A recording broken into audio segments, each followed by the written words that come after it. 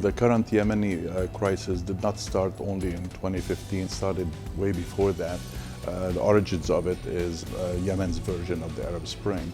And between 2012 and 2014, there was a national dialogue conference held, but the parties did not agree on what will be the future. And the Houthis found that they were not going to be getting what they have actually hoped to get in that national dialogue conference. The conflict, the dispute between them turned into a military conflict. And Ali Abdullah Saleh then threw his lot in with the Houthis, and they took over Sana'a, the capital, and then they marched south and they took over Aden. In March of 2015, Saudi Arabia and the UAE decided that this cannot stand anymore, so they intervened. That's when actually the outside intervention began in Yemen, and the war, what we call today as the Yemeni war, started.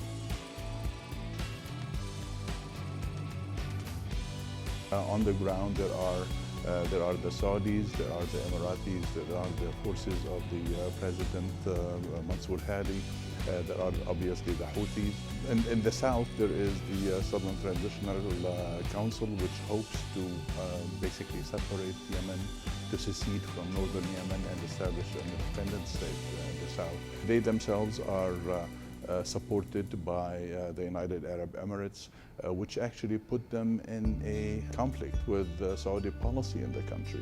Saudi Arabia is interested, and very, very interested, in keeping Yemen a unified state, keeping Hadi a president of a unified state. So because there are a lot of parties in Yemen, and Saudi Arabia is worried about too many people influencing politics there.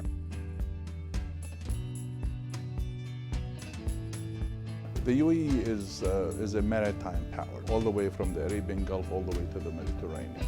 So Yemen is right in the middle of that route, of that commercial route that the UAE wants to secure for itself. That's why it is really interested in some sort of an accommodation with South Yemen, but that accommodation does not come if South Yemen remained part of a unified country. Many have speculated that the UAE is actually interested in partitioning Yemen into the north and the south. And in the south, it then develops a client state led by the Southern Transitional Council.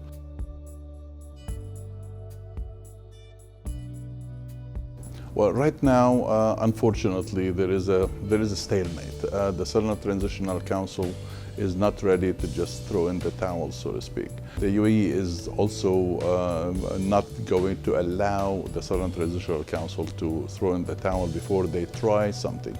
The Hadi forces tried to control Aden, which they succeeded for a couple of days, but then the Southern Transitional Council and the tribes and militias associated with it pushed them back, and now Saudi Arabia is trying to reconcile the two parties. I honestly do not see how these two parties are going to be reconciled, since their goals are almost diametrically opposed.